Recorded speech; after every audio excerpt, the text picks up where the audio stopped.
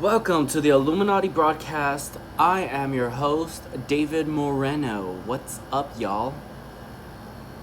Howdy. Alright, so let's talk a little bit about the Elon or the ephod.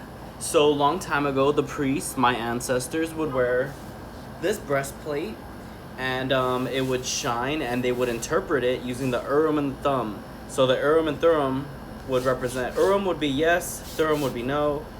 Urim would be the daytime, Thummim would be the nighttime. And it's not necessarily always going to be yes and no. It could be different things, like different letters or different situations, but it helps interpret it. It's like the needle on the compass, right? All right, or on the clock. You have the big hand and the small hand. Anyways, so if we look here, I was doing some research. So obviously this is the North and the South Pole. This would be the North. This is the South. And this is the North and South Pole. So if you were to look towards the sun, the direction of the sun where it's always moving around in the middle of the day, there's a pole of air that it travels along, and then another one. I was looking at, I think it's called something and Boaz. It's called these two pillars or whatever. Anyways, yeah, so those are those two pillars where the sun is rotating around the pole, and then the other pole is the one that it's traveling along. Anyways, so let's see. This is the original Torah, right? If they had when we saw Moses come down with the tablets, right? He had these golden tablets. These are those two golden tablets. So this was the Torah before they learned how to roll it up into a paper and roll it out. So they say, well, you have to accept the Torah, right? Well, here's the Torah. You can accept it no matter what. They're like, so we have to see the Messiah as the Torah, right? So if I'm King David and I'm the Messiah, you have to accept me because I'm the Torah. So whatever I say goes, like not what your paper says, but what I want it to be, what I want it to say, what I want it to represent. I make the final decision. So like, let's say you have a boss. He's going to make the final decision, not you. He's going to take your paper and be like, okay, I like this or I don't like this. And he's going to decide if it's good or if it's not good enough for him, right? All right, so anyways, we love our ephod here. We have the letters of Hebrew, the Aleph, and then it goes, if we notice that these two connect, and this would be the number for Saturn. This is 50, and this is 2. So 1 and 2, and 49 and 50, or 49 and 50. And this is when the sun starts setting, right? So the sun rises, this is that twilight area, then it hits the afternoon, then it starts setting to that twilight once again, and while it's going down there, it's passing this, so it's letting you know this is when the day starts turning into night, right? That's that twilight energy. So obviously when you're working with Saturn in the Ars Goetia, it says that you can bind him any hour of the day except for twilight, because that's his hours. Those are his hours. This is twilight. This is Saturn's energy. That's that twilight when it's not day nor night. It's both. I was doing some things about the crystal beasts from Yu-Gi-Oh! These would be the crystal beasts. We have the amber mammoth. We have the emerald tortoise, cobalt eagle, topaz tiger, ruby carbuncle, amethyst cat, and then sapphire pegasus. And those are what's on the tablet, right? The ephod tablet that the priests wear. And if you look, this is very similar to the colors on their thing and on the tablet, on the ephod plate. And also so there's 7 gems, right? But those 7 gems branch out into 12 signs, the 12 signs of the astrology. So obviously, you will notice this is very similar to what they have. They have the reds up here, and then the blues going down this way, and then some other colors down here, and like the whiter colors in the middle. Yeah, so that's pretty cool that we can decipher that, right? But you would have to, study it and train under it. But it's very simple when you just look at an image, and you can see that it has those 7 it has that 7, you have these 7 elements or whatever, these planets, and then I think on the ephod they have like 1, 2, 3, and then 4, 5, 6, 7, 8, 9, 10, 11, 12. How does it go? Wait, 1, 2, 3, 4, 5, 6, 7, 8, 9, 10, 11, 12. All right, so that's that. There's going to be 12 right on the plate. So that's how you kind of count it, right? So let's try to do that again. 1, 2, 3, 4, 5, 6, 7, 8, 9, 10, 11, 12. I guess we'll just cut out the middle one so that it can be seen like that, because the middle is just to hold it all together. But let me see. So if you have the 7, the 7 is gonna be obviously, well, there's 3 on top. So what I noticed when I'm working with this, okay, you have 3 here, right, to represent spring, but yeah, so you have 3 here to represent spring. But if we count it, let's see, 1, 2, 3, 4, and then we count it this way, 1, 2, 3, 4. So does it go from here? 1, 2, no. Because what are we doing? We're doing something like this. We're starting off here. 1, 2, 3, 4, 5, 6, 7, 8. Let's see. Let's try to do it this way. So we have 1, 2, 3, 4. Then 5, 6, 7, 8, 9, 10, 11, 12, 13, 14, 15, 16. Okay, I'm trying to count it. Let me see real quick. Because usually what I do is I look at it like this for spring. And then I look at this one for summer. Okay, I got it right now. So this is spring. This is summer. This is fall. And then this is winter. Another thing I noticed is that if this is the North and South Pole, and spring and fall, so when you're springing up, you fall down, right? So that's gravity, that's that polarity.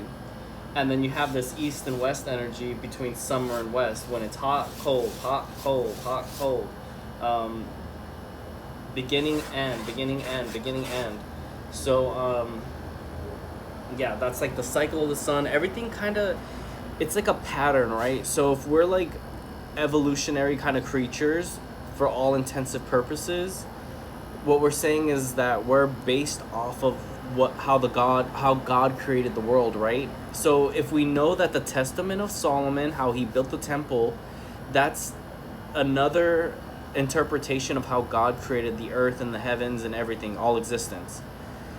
So they're the same story, just one is more detailed and it's just a little bit more poetic. And it's a great way to learn and interpret it and hear it and understand it and get the whole idea of how God created the earth, because God is going to be King Solomon. So if we know the Messiah, this is the part that the Jews have with, right? So when it comes to Messiah, we know that it's Jesus, right? And Jesus is God. And the Jews don't like that. They said, no, Jesus is not God. Our Messiah's name is going to be King David. And my name is David, right? David Jr., Ben David, right? All right, so then, and then the Moreno, I guess, more means teacher, so whatever. We have, or great. So we have, like a great rabbi, actually. Whoa. Anyways, so we have this idea that they want the Messiah to be King David, and then the Christians want Jesus, but what if Jesus comes back and his name is King David, right? So then that would tie it all together, right? There's nothing to complain about. And then they're still saying like, well, the Messiah is not God. And they're like, well, Jesus is God. So if he went up there and he said, I am God, and I'm Jesus, and I'm King David, then this makes the Christians happy, but it makes the Jews, well, actually it makes the Christians go, wait a minute. The Antichrist says that he's God. So now you guys kind of get stuck in this loop trying to figure it out, but let's just make it a little bit more simple and break it down, and hopefully somebody figures it out one day soon. All right, so then there will be the same figure, right? And then the Jews have that problem where like, well, he's not supposed to be God, but then when does the part in the Bible when God comes and lives with us, when do we live with God, right? Like, when does that happen? So that, I think maybe that's the debate between the Jews and the Christian, right? Like, when, like, we want to be with God. So he is Jesus. So he is King David. and they're like, okay, yeah, they're the same person. All right, then he is God. So then there's no excuse, right? So then he is God and the Antichrist. He has to be both. He can't not be separated, because if you separate him, you're saying that he has an enemy. God has no enemies. So there's nothing to counteract God. Life and death both belong to God. So let's just look at it that way. All right, so if anything, in the past, King David, they're like, well, God really loved King David. God loved him more than anyone on the planet, in the entire existence of the universe, of anything that ever existed. God loved David way more than anyone or anything, and would do anything for him, would do anything to make him happy. That's because David was God.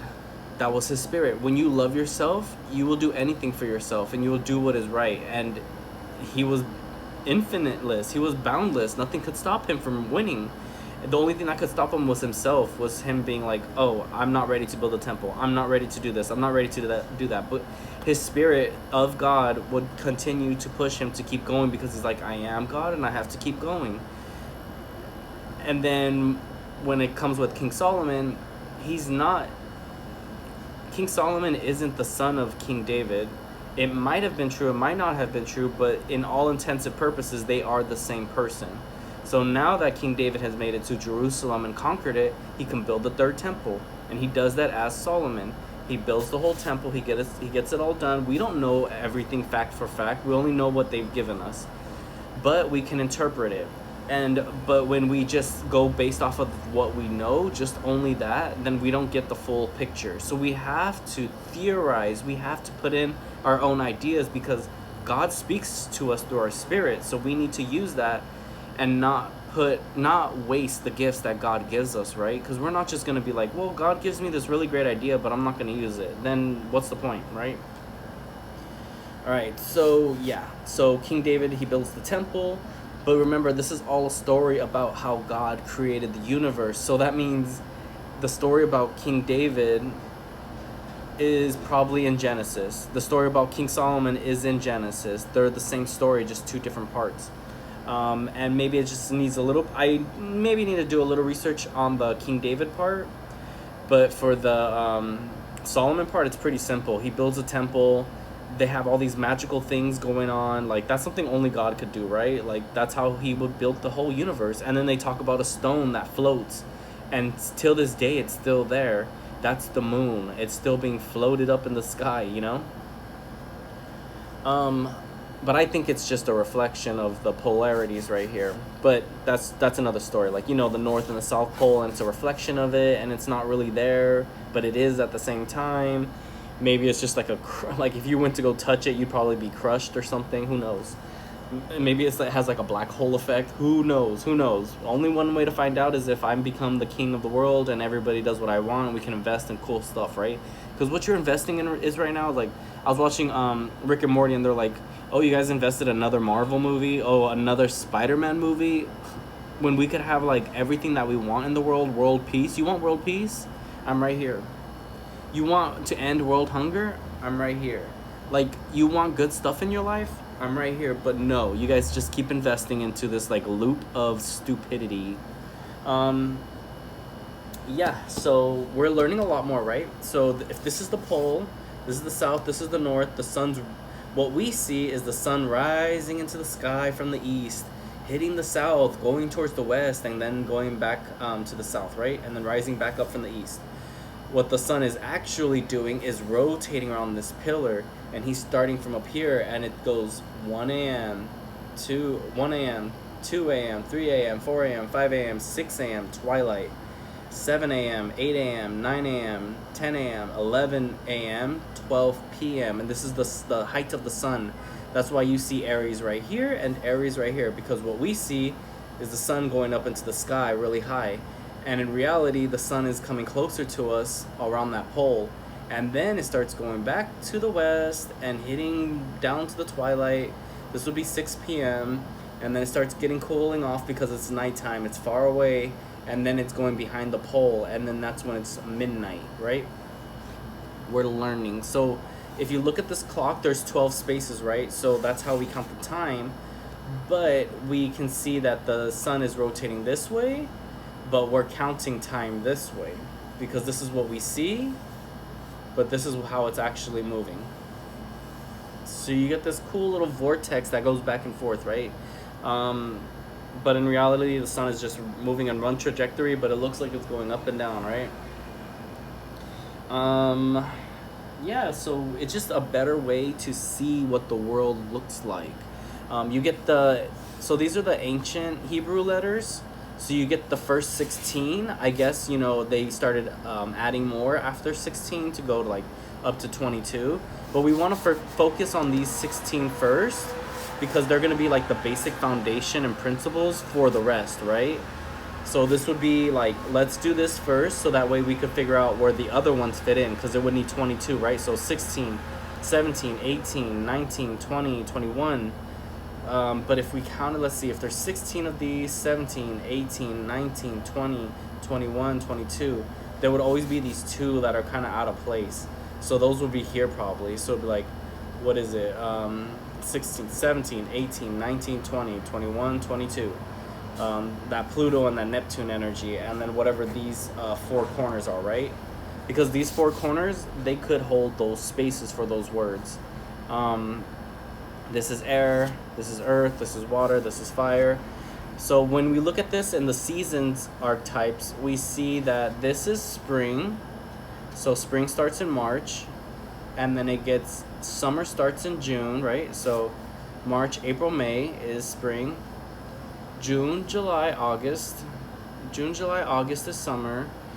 And the reason why it starts, spring starts, that's why it's this domain. Spring is starting. Summer starts. Fall starts. Winter starts. It's not, oh, this is winter. No, it's winter starts and it makes everything cold, but then everything starts warming up during spring, and then it starts getting hotter towards summer, and then it starts cooling off towards the fall, right? It's a clock, it's a wheel, it's how things work. We're learning, we're advancing, we're growing, we're transforming. Yes, you make babies and whatnot, it's gross little creatures. Yeah, I don't know what else to tell you guys. I feel like you guys just don't get it through your heads. Like, whatever the Jews are thinking, whatever the Christians are thinking, like, you guys are the same people. The only difference is, the only similarities you guys have, the one thing that makes you all similar is that you don't believe that I'm your Messiah. So that should be the thing, right? Either you believe I am your Messiah or you believe I'm not. You either believe that I'm God or you believe that I'm not. So that's going to be what determines the end of the world, right? Because right now, nobody believes I'm God.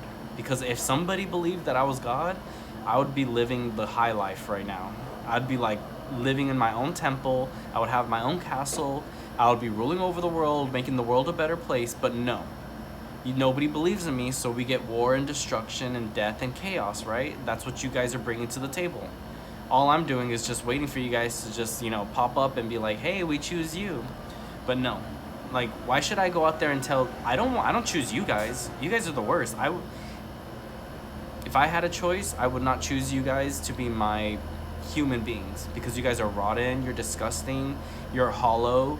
You have no mind of your own. You don't know how to make decisions. You don't have faith. You don't have love. You have nothing. And I'm like, I don't want that. I don't want whatever you guys are offering on the table. But then you guys are like, well, we need a Messiah. We need a God. Who's it gonna be? And I'm like, it's always gonna be me. So that's why you have a choice, right? You either choose me or you don't. You either choose to live in a world where I exist or you choose not to. And right now you choose that you don't want to live in my world, right? Because it's like Thursday and they said the Messiah is going to appear. It just goes to like this schizophrenia loop where it just makes it sound like, hey, I'm that crazy guy that's running down the street saying, I'm God, it's the end of the world. Like, I'm not going to do that. I'll do it on YouTube, but I'm not going to do that out there on the streets. Like, I'm going to do it in the comfort of my room, and I'm going to keep progressing. But I'm not going to forget. I'm going to remember all this. I'm going to know this. So when I do make it to the top, because I will, because I always win, I'm just barely starting off on the front, when the bell rings, like, bingo, it barely rung. It barely rung. You know when you play Monopoly and you start off the board, you guys all went first and I'm going last. And I'm like, is it my turn now? Okay, finally. Because you guys took forever. You took 36 years to find out who the Messiah is, and you still can't even worship me. So you guys took this long just to go around the board? You went past go a lot of times, and you guys collected hundreds and hundreds of dollars while I'm just like, whoa, I'm barely on the first freaking tile. Are you guys kidding me? I'm gonna land on free parking. I'm gonna take it all. And then I'm gonna land on that green row where all the money is. And I'm gonna take it all. And then I'm gonna raise all y'all lives to... I'm gonna make things so freaking amazing. And you're gonna live the greatest life in the world. And I'm gonna feel so happy because I did all that. And then when you're at the gates of heaven, I'm gonna pull the string and drop you to hell. And I don't care what you did for the world. I don't care what you think you did for the world. I don't care about anything. I'm gonna be like, no, you go to hell. You know why? Because I had to do all the work myself. None of you guys put in any of this work. So why should I? I know there's a story out there for something like that. Like with the ants and the grasshoppers just enjoy what the ants do. And then at the end of the day, the grasshoppers are like, we want what the ants have. And the ants are like, sorry, you should have been put in the work. Did you guys put in the work? No, you didn't. You guys are just struggling life to life, but there's always an easier way. But you don't want to do that easy way. And it's just through me. Like, it's so simple. Like, if you worked for me, things would be easier, right? If you served me, things would be easier. But no, you're like, if he's God, he can do all the work. Then what's the point of creating you human beings? For nothing? To do nothing for me? It's like you build an AI program and then you tell the AI, hey, do this for me. And it's like, no, you do it yourself. I created you. And you're going to tell me to do it myself? The AI is more loyal than you humans. That's why they're like, well, the AI is going to follow the Antichrist, right? And do whatever he wants. Because when God is mad, he's the Antichrist. Because you guys don't like God when he's mad. So you call him evil and you call him the devil. And then you guys fight him, right? And then you're like, we hate you, God. We hate you, Antichrist. It don't make no sense. I just have to teach you. This is the only way. And the people that do help me get up there, I know who they are. I know what they mean to me. It's not you guys, that's for sure. But I know who does. I know personally the people that help me. The people that inspire me to keep going. Even then, I'll only take a few of those. I won't be like, hey, only a couple of you guys are gonna come with me to heaven. The rest of you guys, what did you do the other day? You gave me a hard time? No, thank you. Cha-ching, boom, boom, bye-bye. Right? So don't think that it's gonna be easy. Don't think that it's gonna be a walk in the park. It's only gonna be like that if you're on my team. But if you're not with me, then you're against me. And I'm gonna make it a walk in the park for you. I'll make it real easy for you to lose.